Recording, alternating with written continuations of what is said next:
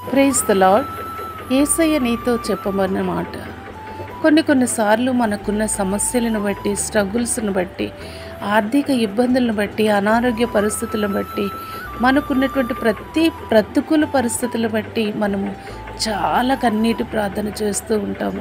ఎంతగా చేస్తామంటే మనల్ని మనం మర్చిపోయి ఆయన పాదాల చెంత కన్నీరు కారుస్తూ ప్రార్థన చేసినప్పుడు ఒక్కొక్కసారి మనకి త్వరగా జవాబు రాలేనప్పుడు మనం అనుకుంటూ ఉంటాము, దేవుడు నన్ను మర్చిపోయాడు, దేవుడు నన్ను విడిచిపెట్టేశాడు, నా ప్రార్థన వినట్లేదు అనుకుంటూ ఉంటాము.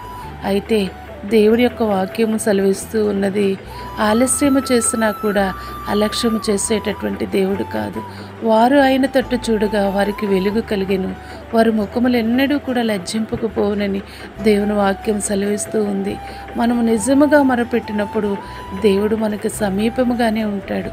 తగిన సమయమందు మనకి జవాబు ఇవ్వడానికి ఆయన ఎప్పుడూ కూడా ఆలస్యము చేసిన అలక్ష్యం మాత్రము చేయడు. కాబట్టి మనం ఒక్కొక్కసారి ధైర్యం తెచ్చుకొని ఆయన ముందు పెట్టుకొని మనము ముందుకు సాగిపోయినట్లయితే సమస్యను ఎదుర్కొనేటటువంటి ధైర్యాన్ని, పరిష్కార మార్గాన్ని కూడా యేసయ్యే మనకు చూపిస్తూ ఉంటాడు.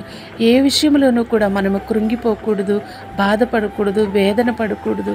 కన్నీరు కాచి దేవుని సన్నిధిలో మాత్రమే ప్రార్థన చేయాలి. ఆయన పాదాల చెంత మాత్రమే మొర్రపెట్టుకుంటే తప్పక జవాబు వస్తుంది.